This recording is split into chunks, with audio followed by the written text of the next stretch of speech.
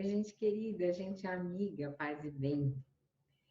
Eu estava gravando o nosso encontro aqui, o nosso paz e bem, e aí o interfone tocou. Então eu parei tudo e vou recomeçar.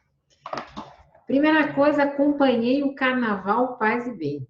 Achei uma maravilha, fiquei empolgadíssima e agradeço imensamente o Edu, que é o reverendo Eduardo Henrique, e o Mauro, terem feito essa cobertura do meu dia. Vou explicar para vocês o que aconteceu. Eu fiquei de colocar um post na aba da comunidade, mas achei que depois eu poderia conversar com vocês aqui, como a gente conversa, que eu gosto mais de falar do que ficar só escrevendo. Então, eu estou passando por um momento que ainda não vou divulgar, mas um momento meio difícil, uma transição na minha vida, e eu precisava descansar, precisava ficar naquele encontro que a gente pode ter conosco, sabe? Aquela questão mesmo de espiritualidade, de revisitar as coisas, de repensar. E daí peguei 2 dias e meio, emendei a semana do carnaval e pedi ao Mauro e ao reverendo Eduardo Henrique se poderiam fazer o Paz e Bem. Senti uma falta enorme, acompanhei todos os dias o Paz e Bem, vi que foi um grande sucesso e, claro que estou totalmente de acordo que o Carnaval foi uma festa maravilhosa, onde se falou muito daquilo que precisava ser dito, dessas políticas que estão tirando tudo que nós temos. Então foi muito, muito bom, né? O Carnaval Paz e Bem a partir do Carnaval do Povo e fiquei muito feliz. Estou voltando em processo, né, de digerir tudo isso, mas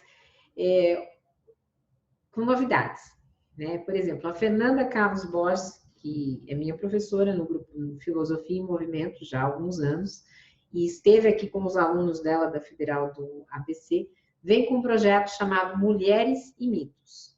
Sob o ponto de vista, ela não tem nenhum tipo de espiritualidade ou religiosidade, ela é uma cientista, e ela vai falar sobre as mais diversas mitologias, vai falar um pouco sobre Campbell, enfim, vai trazer um monte de assuntos aí sobre a ótica da mulher. Eu faço a primeira entrevista com ela, depois ela vai apresentando os vídeos.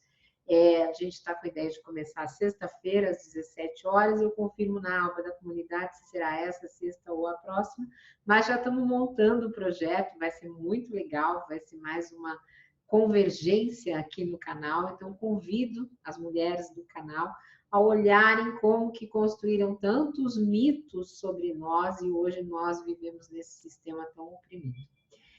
E por conta disso, eu assisti um filme que não é necessariamente novo, é um filme já antigo, mas que é um filme de uma beleza extraordinária justamente por falar sobre mulheres. É o filme Alexandria, ele chegou aqui no Brasil como Alexandria, mas ele se chama Ágora, lá fora, com a Raquel Weisz, ou Weisz, cada um depende do país em que se pronuncia o nome dela, e ele é a história de Hipátia. Hipátia, filósofa, professora, astrônoma, pensadora, matemática, que viveu mais ou menos no ano de 355 a 415 da nossa era. A única personagem feminina do filme. A única. E Hipátia vivia junto à escola de Alexandria, naquela maravilhosa biblioteca de Alexandria, e tinha uma cultura iniciada por Alexandre Magno. Ela era, passando depois pela dominação romana, era ateia, como nós temos muita gente na comunidade Paz e Bem aqui, na TV 247, ela era ateia, não se incomodava com a escravidão, que hoje nós vemos a evolução humana, porque nós nos incomodamos com isso e bastante. E Hipátia vai ter os seus alunos, entre eles um apaixonado eternamente, que é fiel a isso, que é o Orestes, que se torna prefeito depois da cidade, e o Sinésios, que era um adepto do cristianismo. Mas ela tem um escravo também que é apaixonado por ela, que é o Deivos, que depois ela vai, inclusive, alforriar. E no meio, o pano de fundo de tudo isso, para quem não assistiu, é um filme difícil de encontrar, mas é um filme que vale a pena. Tá o quê? Tá os enfrentamentos entre cristãos e judeus na cultura greco-romana e os pagãos. E o que se vê ali é uma situação que, quando os cristãos assumem o poder, justamente por uma questão de não terem a filosofia, de não terem a ética, de não terem uma série de questões, aquilo vira um fundamentalismo. E eu vou contar porque que pra gente isso é assustador. Mas antes disso, deixa eu continuar o filme. Primeiramente, porque o líder cristão Cirilo, ele vai colocar a Hipátia justamente numa situação limite. Ele vai dizer, olha, essa mulher ou ela adere ao cristianismo, ou ela se diz cristã, ou ela, como pagã, ela não pode mais influenciar o prefeito, ela não pode, ela vai ser mal vista, e a partir disso começam todos os xingamentos contra ela. Ela é realmente sequestrada pelo grupo cristão e morta por eles e arrastada pelas ruas, e tudo isso é historicamente verídica. Então, nós vamos vendo que isso vai ter, de certa forma, uma sintonia, eu não sei ainda de todos os conteúdos que a Fernanda vai trazer, mas dessas construções, inclusive com relação ao corpo da mulher e todas as questões femininas, porque a Hipátia não queria se casar, ela não queria, ela queria viver da filosofia, que era o que ela acreditava. Ela queria ter essa opção lá atrás, há muitos séculos, mas era uma opção de vida dela que não era aceita, inclusive. Chega um determinado momento do filme que ela quase ela passa por uma violência sexual do próprio escravo a quem ela alforria e que tinha outro tipo de desejo. Mas esse cristianismo fundamentalista que é construído atrás do filme, para nós espíritas é algo um pouco assustador. Porque como nós somos reencarnacionistas, nós estamos revendo, nós acreditamos que pode ter muita gente reencarnada, e novamente no fundamentalismo dessas igrejas neopentecostais, que na verdade a gente não pode nem chamar mais de evangélico, porque a gente está vendo que tem vários evangélicos progressistas, vimos inclusive no desfile da Mangueira, né, o Henrique. Então, na verdade, é um fundamentalismo que nos coloca nessa fragilidade, independente da crença, da religiosidade, da espiritualidade que está ali, porque hoje em dia nós temos também fundamentalistas espíritas que não aceitam as outras formas de espiritualidade, que não se abrem, que estão aí compactuando com a extrema-direita, que estão publicando textos em jornais, inclusive, como o próprio Divaldo, que nós estamos aqui a todo tempo falando. Então, nós temos fundamentalismos nas mais diversas, não é sobre uma forma de espiritualidade, mas é sobre nós olharmos isso com cuidado, porque, de certa forma, a reflexão que me vem é o quanto isso pode estar fundamentado numa questão educacional.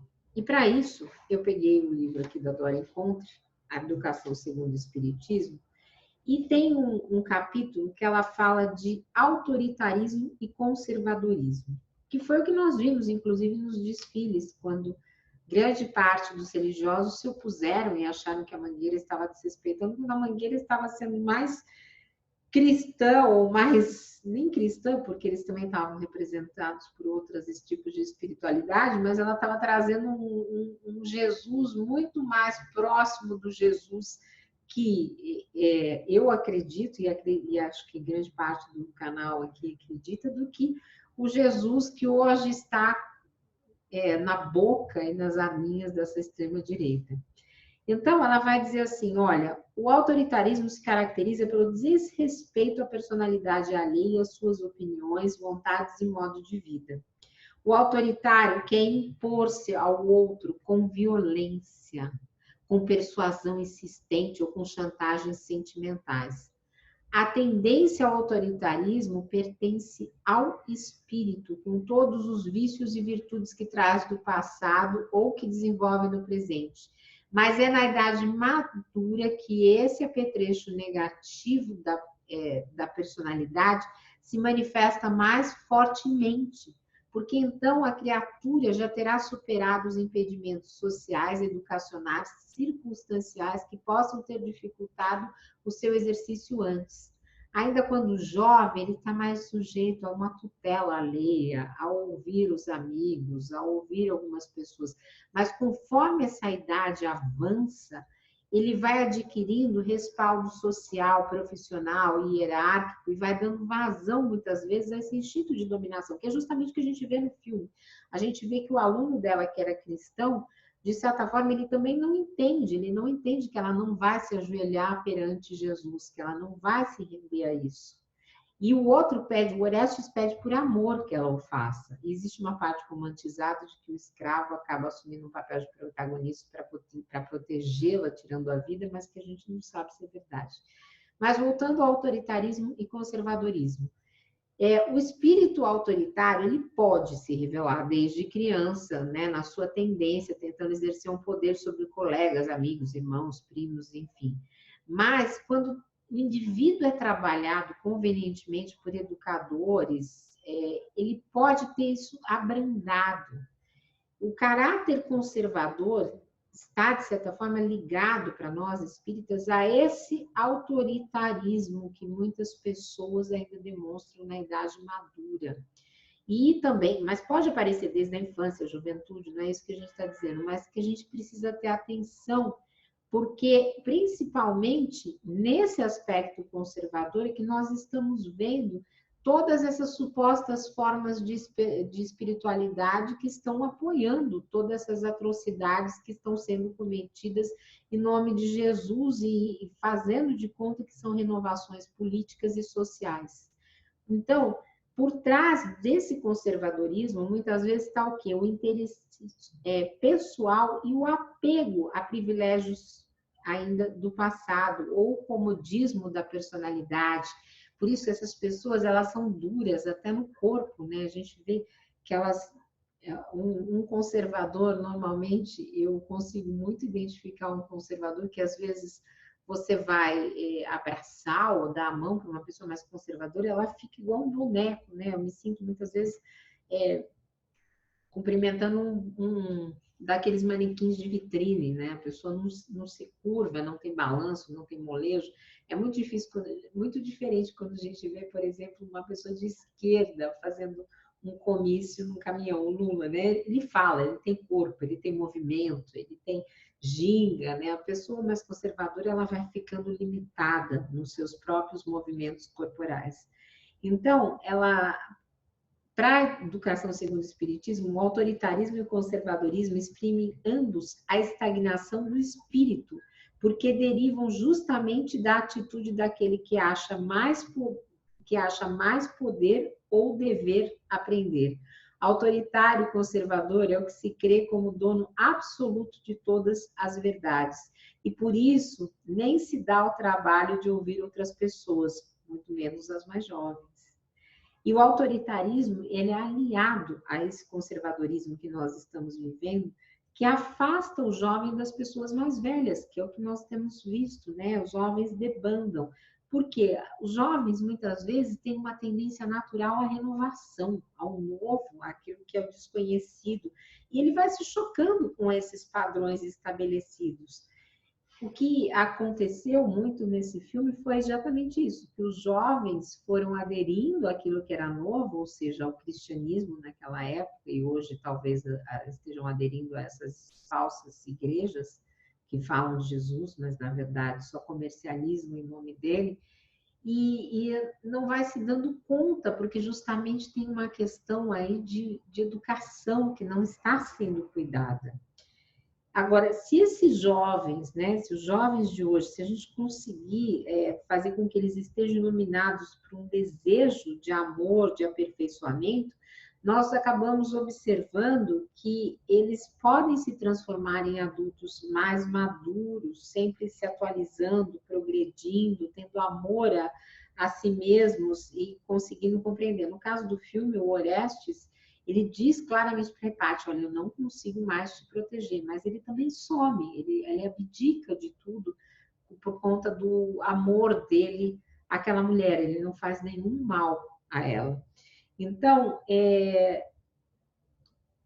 o que me vem à cabeça para esse paz e bem, que a gente está falando tanto de espiritualidade, é realmente o que a gente viu no filme de Kardec, que eu vou comentar outra hora, que é um educador responsável por aqueles jovens, mas responsável no sentido amoroso, no sentido aberto. Talvez esse carnaval que nós vivemos aqui de uma forma tão bonita, de uma espiritualidade plural, ele consiga despertar. Eu sempre tenho essa intenção, essa vontade dentro de mim de que os jovens passem a nos assistir mais. Eu sei que nós já somos pessoas de meia idade, muitas vezes podemos não interessar tanto aos jovens, mas que de repente eles possam de alguma forma se sentir um pouquinho tocados por gente que pensa em espiritualidade de uma forma progressista. Então, o meu convite para vocês hoje, se você tem um filho, um neto, alguém que seja jovem, às vezes eu entendo que não é possível, nem o meu eu consigo que me assista, mas convide, de repente pode ser que ele nos curta em alguma coisa e que de repente ele venha debater e conversar conosco um pouquinho mais sobre o que ele gostaria para desabrochar no mundo e desabrochar de uma forma progressista e bonita. Um beijo grande, lembramos de expirar, inspirar, nos conectarmos a esse eterno, a esse divino, aquilo que nesse momento significa para cada um de nós uma vida mais leve, uma vida mais feliz, uma vida mais plena. É sempre uma alegria muito grande estar com cada um de vocês. E lembrando que daqui a pouco a gente tem Caminhos do Espiritismo. Finalmente, se você gostou, curta, compartilhe, deixe os seus comentários, comentem o que vocês gostariam de ouvir. Se eu conseguir entender, eu souber, ou puder estudar, eu trarei com muita alegria. Deixe nos seus comentários. E se você puder, faça uma doação solidária para o canal, para que o Mauro aí possa tocar novos projetos para o Paz e Bem. Um beijo grande, comunidade querida. Muito obrigada. Tem Caminhos do Espiritismo. Nós estamos estudando a Gênese de Allan Kardec. Um beijo grande, paz e bem para cada um de vocês.